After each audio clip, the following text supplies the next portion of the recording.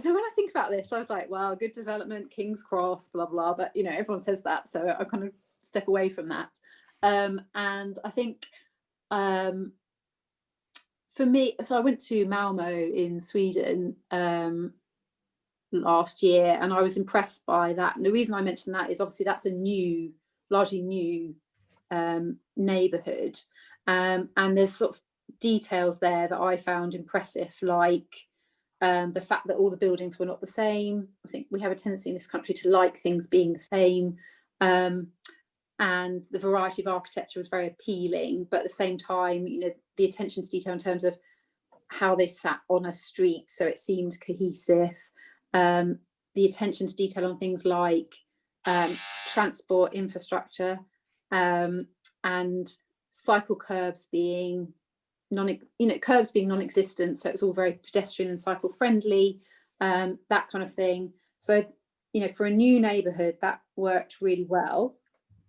On a slightly larger scale, I kind of think about cities that I enjoy and work well. I have a particular soft spot for Lisbon in Portugal. I think it's a fantastic city, and some of that is the topography, and it all works very now. And some of it is it's a little bit fally down in places, and it's got character, and it's not perfect. And that's obviously got years and years of build up, apart from the waterfront, which is perhaps a little bit more sterile.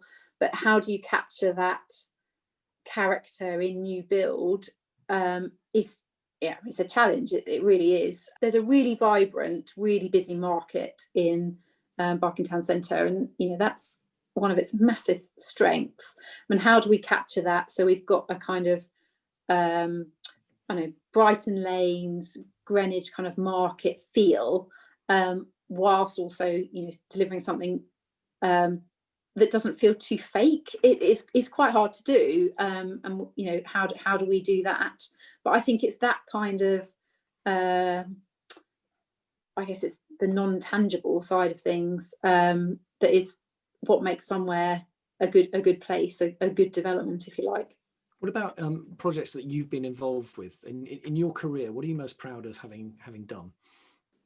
I think there's a few, but they're for different reasons. So I worked on Clapham Park estate regeneration, which was a massive scheme. I mean, there was a lot made of this is the biggest full planning application ever in England, which might or might not be true, and doesn't matter. But I'm proud of that, partly because of, you know, the time pressures that are involved, the size of it, and the balancing of different inputs, if you like, and stakeholders. So I was very proud of that. Once it's all built out, it'll be around 4,000 homes, and it was submitted as a full planning application.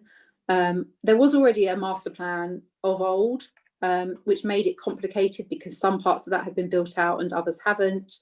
And you know, it's, you know, the age-old story of how do you get it right in terms of delivering higher quality homes. There's a lot that's fallen not in great nick for existing residents, whilst also, you know, dealing with the fact that the previous approach to retail had been very scattergun, so very difficult to make it work, community uses and so on and so forth. Obviously a GLA referable scheme, so we had that factor to put into it, and it all had to be submitted in something like 9 months, which was crazy timescales. It was, you know, pretty full on to get it right, transport and TfL, etc., etc. So a very full on project. So I was really pleased and proud to be involved in that and get it across the line. I was also involved in some of the compulsory purchase